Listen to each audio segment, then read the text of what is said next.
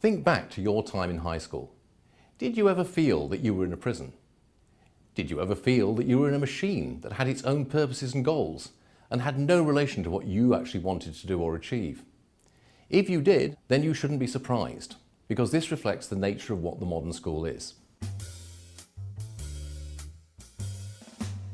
The modern school was invented by the Prussians after 1806. Before then, education was delivered in many different ways. What we think of as the school was invented in that particular time and place. And it was invented for a very particular purpose, which was to produce loyal, obedient subjects and soldiers, and people who would also be productive and obedient workers. It's this that explains why school is the way it is and has the features that it has.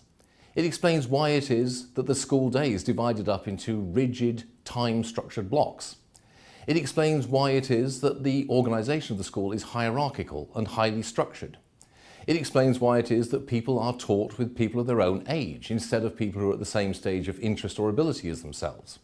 And it explains why in many school systems, one of the functions of the system is to direct people into particular life paths, to sort out young people into different kind of career groups. To the extent that education actually does take place in schools, it's a happy accident or a byproduct.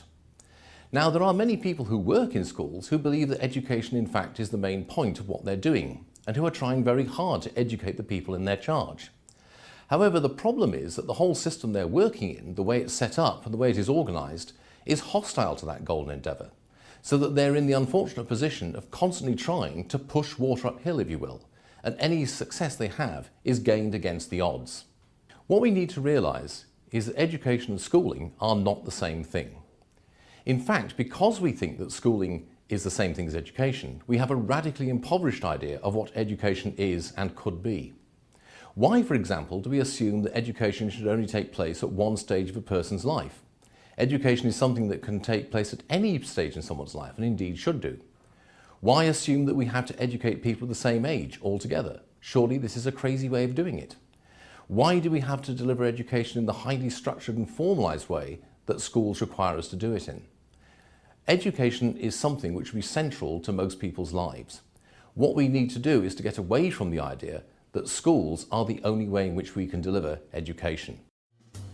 I hope you really enjoyed this. Click on one of these links here to watch more and learn more. If you want to do more and more than watch videos, then click on these links here to find out about more student opportunities.